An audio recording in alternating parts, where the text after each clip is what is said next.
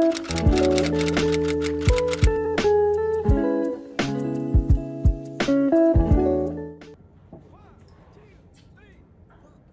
my gosh, walang kilay.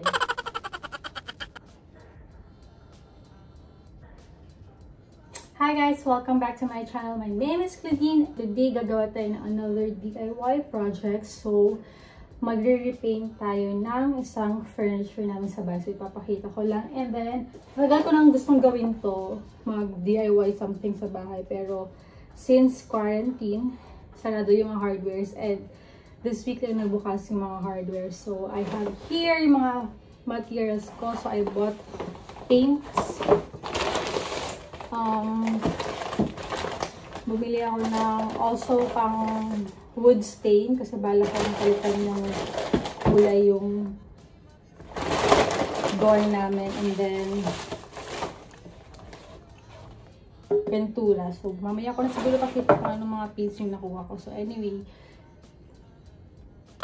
let's start.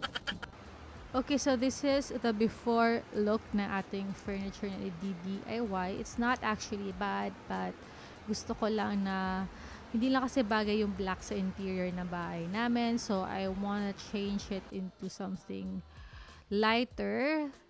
So, I got nude or tan or medyo cream na kulay. So, yun yung peg na house namin kasi nga diba light and airy, yun yung theme ng bahay namin. So I really wanna get rid of the black furnitures.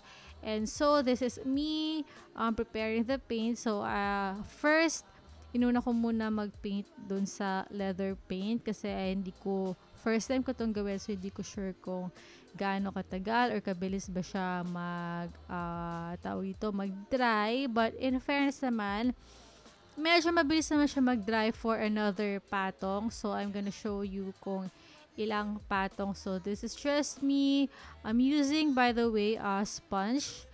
Yun yung advice sa akin no online shop na nabilan ko nitong leather paint. I forgot the name of the shop, but it's from Shopee. But, ayun, medyo nabudol ako kasi ang sabi sa akin, kailangan ko daw ng 5. So, umorder ako ng 6 na container.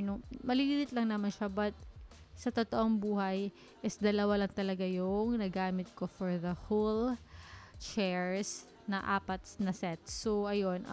Actually, marami pa ako. So, in case if gusto nyo, pwede nyo bilhin yung sa akin. Mag-comment lang kayo. Kasi sayang, hindi ko nagagamit. So, anyway, this is the first coating. Ayan ako, no, nagpipaint. Gamit nga yung sponge while watching, I think nanonood ako dito ng Korean novela. So, ayan. Okay, so from now, let's use this hashtag #ClaudeCreates para makita niyo yung mga DIY projects ko since medyo dumadami na sila. So, I thought of creating a hashtag. So, yun ngayon naisip ko, #ClaudeCreates. So, if meron kayong other ideas, let me know and share it to me. Maybe mas maganda yung word puns nyo or ideas. So, I might use it. So, ayun. And then, i-shoutout ko yung mapipili kong hashtag. Ganun na lang yung gagawin ko. So, anyway, yun nga. So, ipapakita ko na sa inyo yung mabilis lang kasi itong vlog na to. So, ipapakita ko na sa inyo kaagad yung first coat and second coat and third. I think hanggang fourth yata yung coating ko. Another warning lang, no, huwag kayong ma-expect na sobrang pangmatagalan yung leather paint na to kasi parang for me it's a temporary fix. If gusto nyo lang na mag-change yung color ng leather nyo or kung katulad nyo ako na medyo maarte lang talaga sa interior and gusto ko lang talaga na medyo, alam mo yon, nagko-coordinate yung mga colors ng interior ko, ayan. But if you really want yung pangmatagalan, ipa-reupholster nyo na lang ng different color or leather yung upuan nyo mismo. Pero sa akin nga, dahil kasi sinabi ko, temporary fix and it's my first time, so at least na-try ko, but I'm not gonna do this next time sa ibang furniture because it's really not pang heavy duty.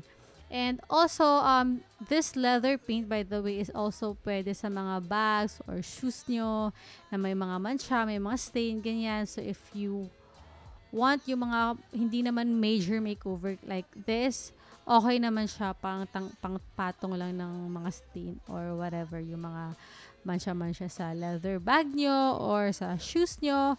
So, I'll try to put the link down below sa shop na nabilan ko. And if you want, you can buy my own kasi may 4 pa yata akong sobra dun sa ano ko, sa nabili ko. So, I think that's it. And, yun nga, as I said, I'll show you kung ano yung effect ng first coat, second and third coat in the next clips. So, ito yung itsura ng first coat, and then second coat, and then third coat. So, hindi ko na na-video yung pang-apat. And then, before mo i-paint yung wood or yung table, niliha ko muna, and then, paint ko na siya after ko naliha. So, hindi ko na-video talaga yung process kasi nagabihan na ako and wala talaga akong balak gumawa ng vlog sa totoo lang. And then, nagkataon lang na naisipan kong i-post to and i-share sa inyo. And this is yung after work. So, ganyan yung itsura niya. Hindi siya ganun ka actually, hindi siya ganun ka-perfect kasi nahirapan ako sa timpla ng paint kasi iba yung kulay na nabili kong paint doon sa kulay nung upuan. So, medyo mahirap timplahin, and then kahit hindi bagay itimpla yung dalawang kinds of color, tinimpla ko and hindi na ako nag-care talaga kung ano maging effect niya. Pero yun, baka hindi lang siya tumagal, but sana tumagal. And then, ayan, dami ko rin pininturahan ko na lahat ng glasses namin and vase namin sa bahay ng nude and cream kasi medyo obsessed nga ako. So, ayan yung itsura ng aming interior, and that's me, nag-iinarte. And thank you for watching. See you next week!